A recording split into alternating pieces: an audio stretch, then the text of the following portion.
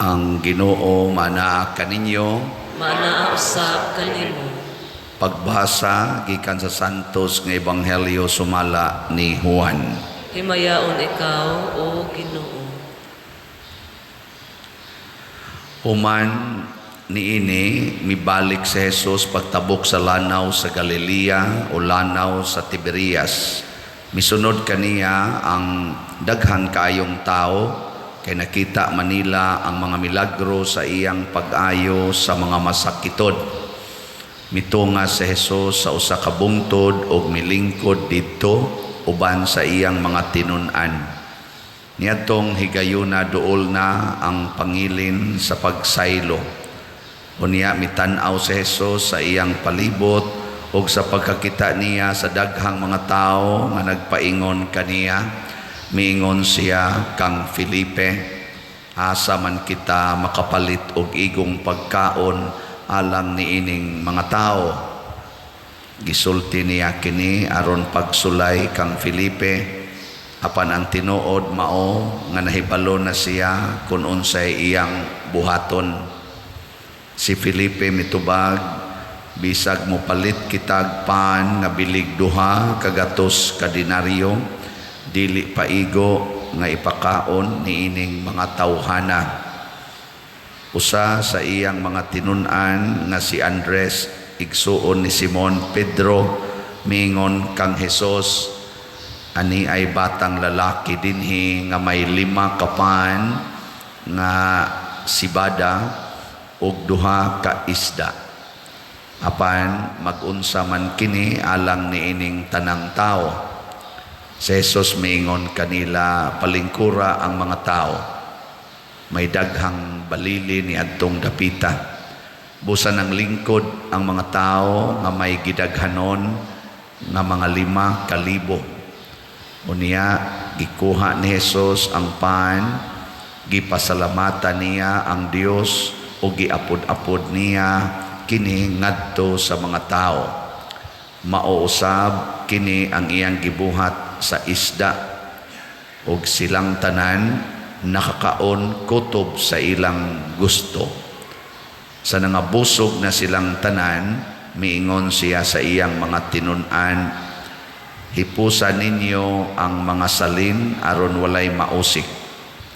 Busa gihipos nila ang tanan ug ang mga salin sa 5 kapan nga sibada nga gikaon sa mga tao nakapunog na pulog 2 kabukag.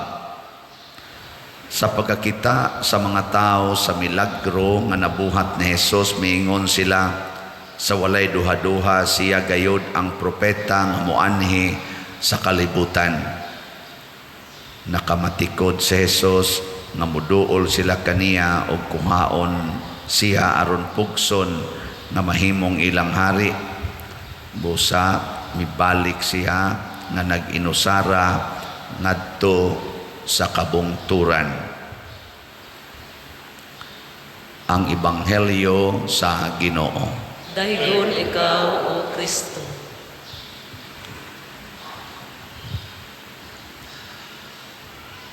So mga igsuon, kining atong tubag sa Salmo nindot kayo kung maoy mahimo natong tinuod nga ambisyon. Ug unsa may tubag nato sa Salmo?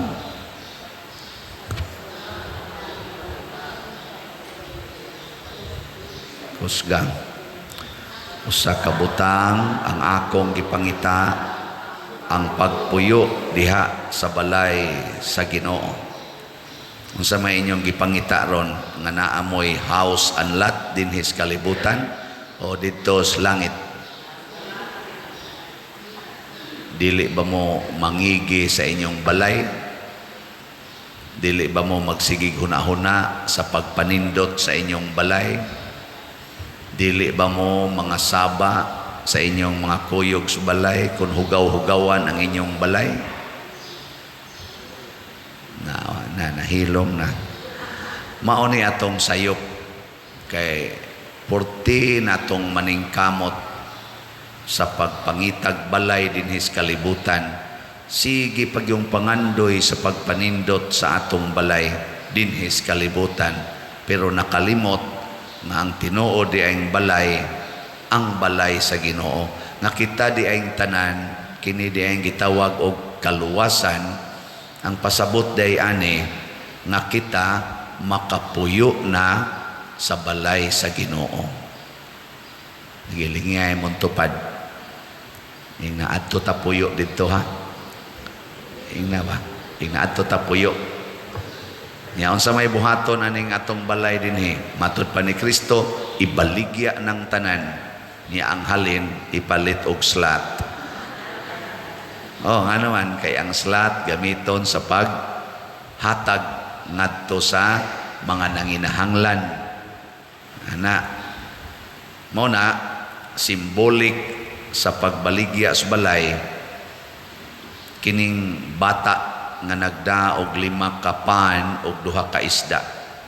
Iyang gihatag ang tanan ngadto ni Hesus.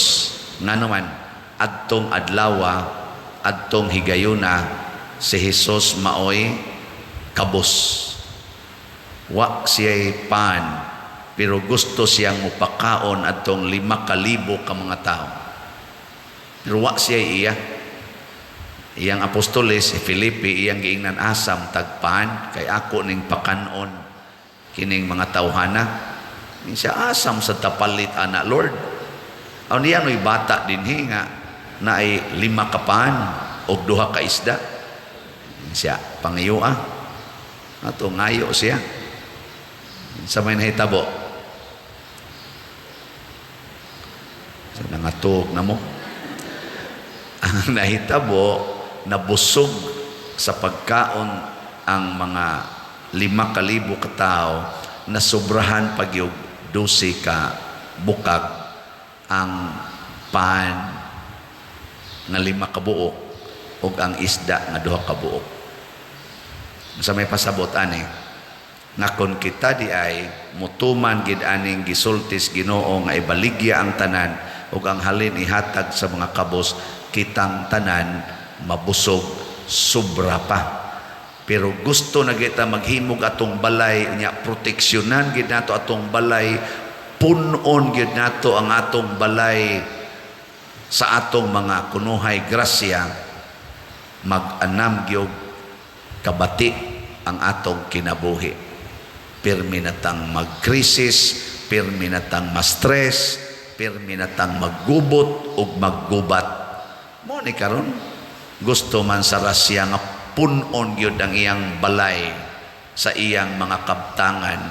Gusto man sa Ukraine nga punon gyud niya iyang balay sa iyang kabtangan. Unya kay gusto mang pangayoon sa Russia ang iyang kabtangan, di man niya ihatag, magpatay ta. Di ba? Kamo good. Kamo ba?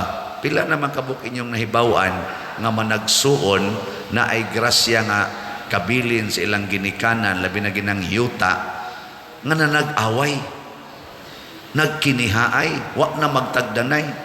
Pila man kabuk pari nga team ministry dinis atong archdiocese nga tungod anang grasya nga ihug in taon anang sibot na nag-away unsaon pagbahin.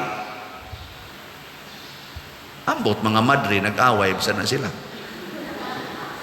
Ato lang na silang iapil kay mao bisa na sila inaas Ginoo kuno. Mao na kamo way na nag-away sa mga grasya para na mga anak kami sa una dito musangko gid usahay sa sinukmagay tungod lang sa gipalit ni mama gikas carbon kanang truck nga dali kay matangtang ang ligid kana bang plastic kana ra basang baratuhon nga inigduot mo kausa mo buwag din ang ligid magsinukmagay mi ana usahay sa ako mga igsoon labi na ako maguwang Pedro kay mag-ilog mami ana nya si mama sa iyang kasuko latuson sad mi panuway mo pisti mo mga animala mo may pagwata mo paliti di mo diha maghuyhoy anang inyong pagduwa may pagpanglatuson ta mo mga bunog mi tungod sa grasya. Hilingi ay mong tupad ingnawa ka magantos sa grasya ron nga imong nadawat ingnawa ka magantos Kamong mga asawa kanang bana grasya magina wa mo nagantos ron. Wa? Oh. Kinsa dinhing asawaha nga sukad pagkasal wa gyud makasuway nga nagantos sa iyang bana taas ang kamot. Grasya biya na kadaghang galuhod-luhod, mudagkot maginaglain-laing colors kandila para lang makauyab, para lang maminyo. Nakaroon tiguang dalaga lang yapon. Unya kamong naahin oy mga bana, swerte kay nastanan, grasya gina, inyong punayag away, punayag yaw-yaw. Mga buangon mo. Kamong mga bana, inyong asawa, grasya man sana. Oh, pila kabuk ninyo dinhing hangtod karon wa gyud makayaw-yaw, wa gyud makamahay, o wa gyud makapangluod sa inyong asawa be. Taas ang kamot be. Yeah, na. Oh, na utrosan mo. Pila kabuk pare nga grasya man gining ordination nga wa gyud makareklamo sa iyang pagkapare.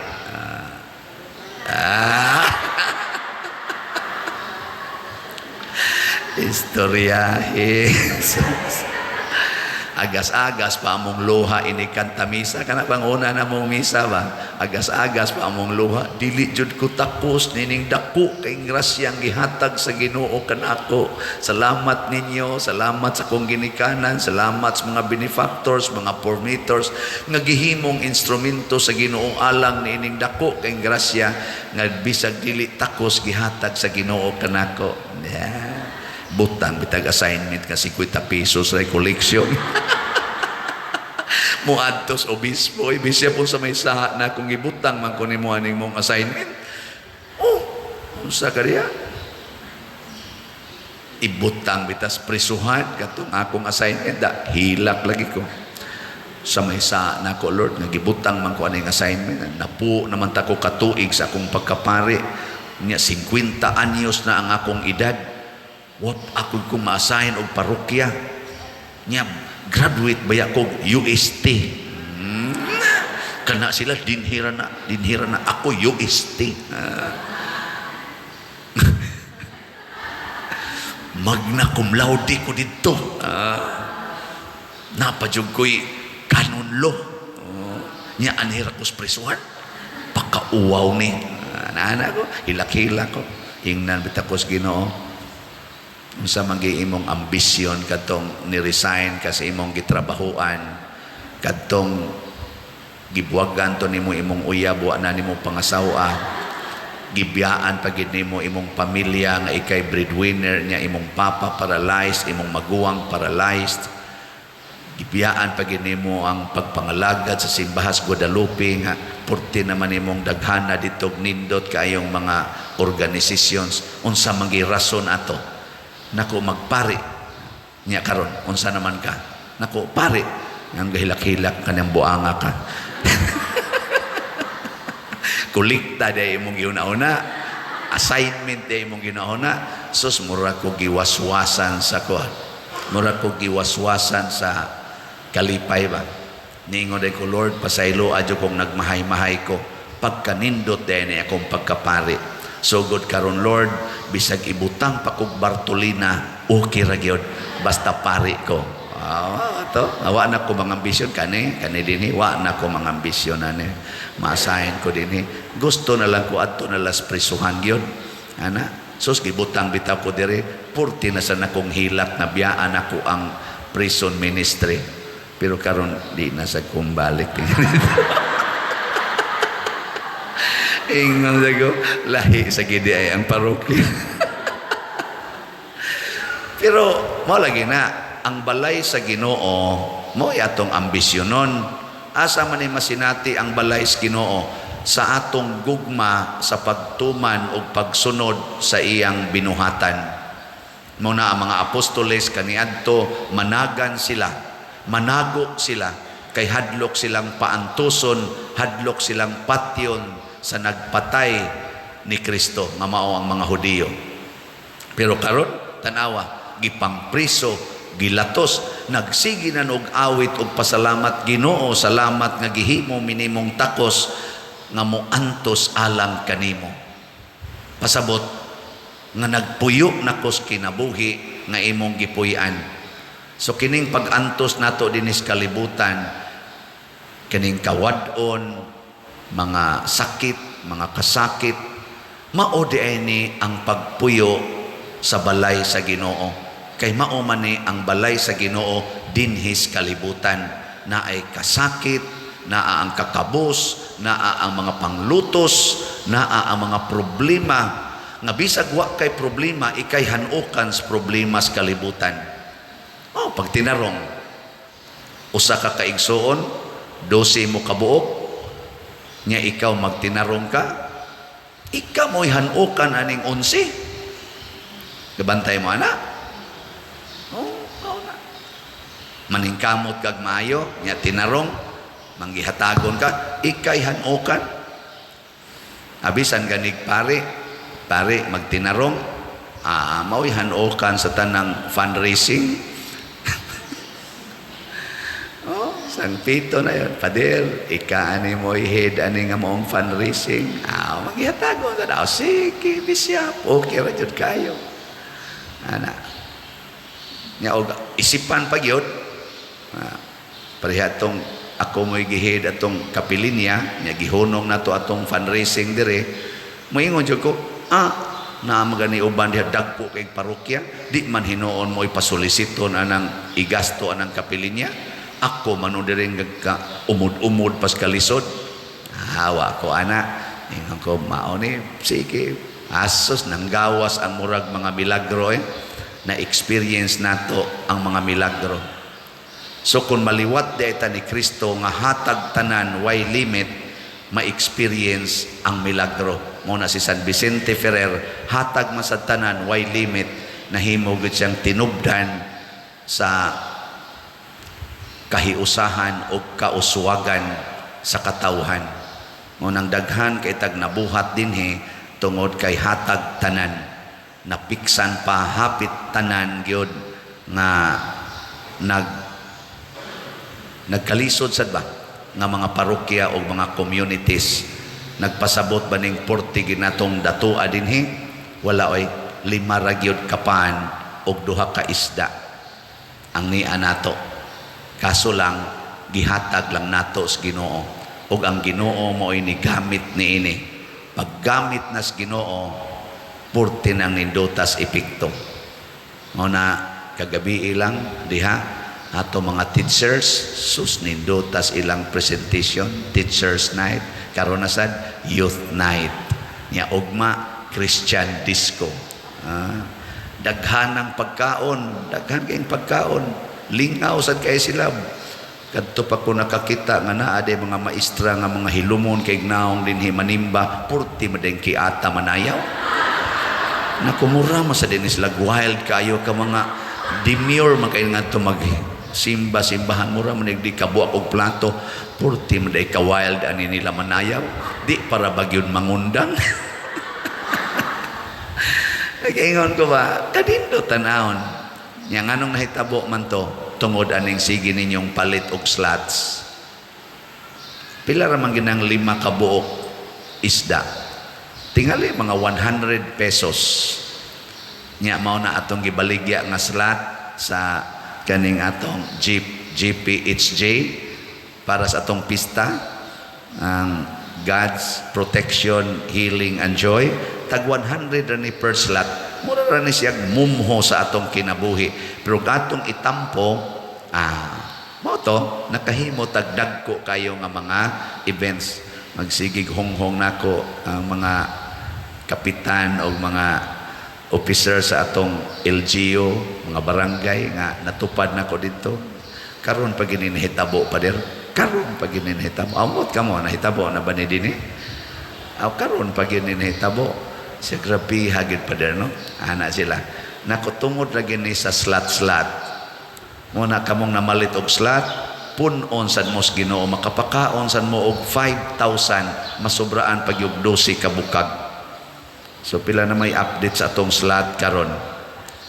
Naatay sa SVF DAG sa atong pagtukod sa building, niabot ng atong halin og 15,200 271 slots. Pakpak. Ang ato sad nga special slot para niatong pista ana apay 21,409 slots nga atong halin. Pakpak atong naapay 23,591 slots kotobra ni karong April 29 or April 30 labing dugay. Nya ako mong gi-challenge og 10 slots challenge. Doon na nasay ni apil o naka-apil na nga 52 ka-persons sa 10 slot challenge. Pakpakan na to ang ni-apil, 52. Sama ng 10 slot challenge nga mopalit ka sod aning nobinaryo og pista ni San Vicente Ferrer og napo ka slots sa SBF DAG nga tag 500 per slot. Nya mopalit sa kag napo ka slots sa GPHG nga tag 100 per slot, a total of 6,000 pesos kada 10 slot challenge. 52 pa ang niapil. Ambot og mga apil mo diha na magani usa ni hatag og 50,000. Unsaon man ni pagkwenta? Lima ka 10 slots challenge. Di ba? Ana siya lima siyam diha. Pila man to? Upat kapin. Maho dag lima gyud. Nganong ato maning gibuhat pagpakita nga ang imong 100 pesos makapakaon og sobra 10,000 ka tawo. Sugod na ta karog mga sunod semana musugod na tag distribute sa mga 5 kilo packed rice. Anhin na to kuhaon aning atong GPHG. Tangan pagitod ng mga sardinas ngadto sa mga labing minos tingali mga 2,500 ka mga pamilya ngadto na sa 3,000 kapin ka mga pamilya atong panghatagan. Makatatag bata na pinaagi sa 100 pesos makahatag i-multiply nas Ginoo nya ikaw sad nga ni apil sobraan sa kag 12 ka bukag pasabot i-times 100 pod or more ang imong gitampo nga 100 pesos. Tinuod ba ni? Yes, kay gisulti manis Ginoo, di man siya bakakon. Ang iyang gisulti, ningon siya, unsay inyong gihatag ngadto sa inyong isig ka tawo nga wa mo mangayog bayad ug bunga sa inyong gugma kanako, iuli sad na sa amahan, ibalik na sa amahan kaninyo gatusan kapilo. Nang dinis ato gipilo-pilo na kay porti sa natong panghatag ngadto sa ubang mga katawhan og mga katilingban. Gipilo-pilo pod sa Ginoo ang grasya dinhi nato ug di gid ni mohunong hangtod ta moabot sa balay sa Ginoo didto gyud sa langit mismo nga wa nagihunong ang pagbaha sa grasya, kalipay, kalinaw, kahiusa ug kabalaan sa kinabuhi.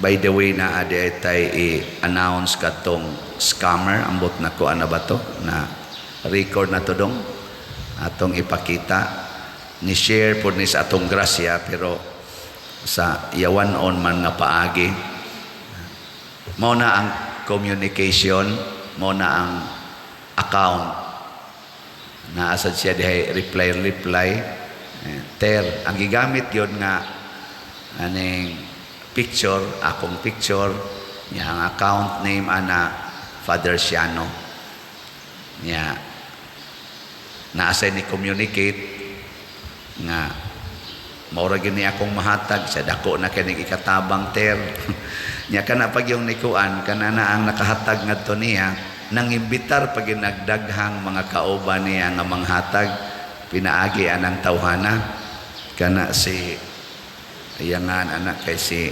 Maiko Galon ang GCash account niya kay 0963 mo niyangan sa GCash account ba no sa tingin niyangan 0963-310-8891 nganong iya manggigamit ang akongan sa pag pangilad aron makakwarta kay nakahibaw siya nga ang akong pangalan baniog na sa mga kusog mo donate. Kamao gid siya. Kita ingon ana ra ba sa tao sahay mga scammer sad ta. Hibaw ta nga si San Vicente baniog ka is milagro, magsigi sa tagpangayog milagro. Nya mga daw ra ba sa ta kaayog milagro no. Ang Ginoo kay manggihatagon man hala ampo gyud Ginoo. Ang mahal nga birhen kay manggihatagon man hala ampo sa mahal nga birhen. Gamiton pa usahay angan sa Ginoo, angan sa mahal nga birhen aron lang magmilagro-milagro og hangtod gyud makadawat og daghang kwarta. Pero ang tumong di ay ang kwarta ra dili ang kinabuhi ni Kristo, dili ang kinabuhi ni Maria, dili ang kinabuhi ni San Vicente Ferrer. Ako kani nga maong scammer moingon ko, sige gamita ako ngan. Pero puy isad ang kinabuhi nga akong gipaningkamutan pagpuyo magkahiusa ta diha. Sige lang i-share lang guna nato. Unsa man ang kinabuhi nga atong gipaningkamutan pagpuyo, mao gyud ang pagampo, pag-alagad ug pag-antos alang sa kaayuhan sa uban. Ampo, alagad ug antos mo nay basic principle nga akong gisunod o gipaambit ninyo ug ang mosunod ni ana makatilaw sadto sa baha sa grasya gikan sa Ginoo. Manindog na ta.